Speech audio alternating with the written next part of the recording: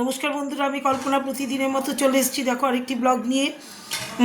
আজকে হচ্ছে শুক্রবার, জয় সন্তোষী মা। জানোই তো আমাদের বাড়িতে অসুস্থ রুগী, আমরা পারি না তো তাড়াহুড়ো করতে।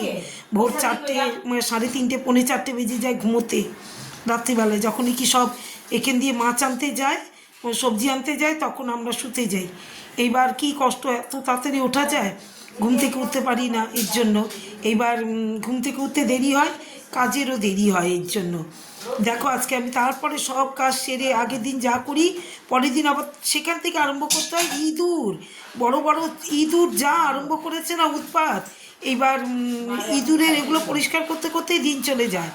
তারপরে দেখো কি রান্না করলাম আজকে। পুজো টুজো করে উঠেছি 2টোর পরে, তারপরে চা খেলাম 2:30টায়। খেয়ে দিয়ে তারপরে রান্না বসিয়েছি। দেখো আমি কি, এই যে গরম গরম সাদা ভাত, এখানে হচ্ছে বেগুন ভাজা আর পালং শাক ভাজা, আদা দিয়ে, কালো জিরা কাঁচা লঙ্কা দিয়ে। আর এখানে প্লেন মুগ ডাল, আজকে জিরে আর শুকনো লঙ্কা ফোড়ন দিয়ে তেজপাতা দিয়ে প্লেন মুগ ডাল। আর এখানে করেছি দেখো পালং শাকের ঘন্ট, এটা রাতে রুটি দিয়ে খাওয়ার জন্য অনেকটা স্বাদ তো। এবার পালং শাকের ঘন্ট করেছি, কুমড়ো আলু বেগুন সব শিম টিম দিয়ে। আর এখানে করেছি ফুলকপির তরকারি, আলু ফুলকপির তরকারি। দেখো সাদা, একবারে সাদা, কাঁচা লঙ্কা দিয়ে একটু ধনে পাতা ছড়িয়ে তারপরে করেছি আলু ফুলকপি দিয়ে তরকারি।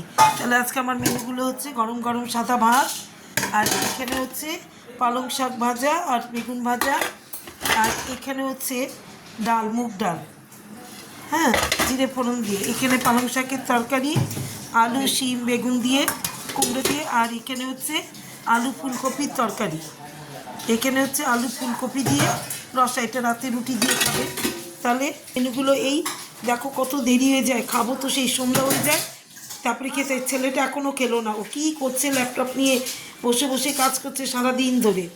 হ্যাঁ, এই বাইরে যায় আবার এসে ল্যাপটপে কাজ করে।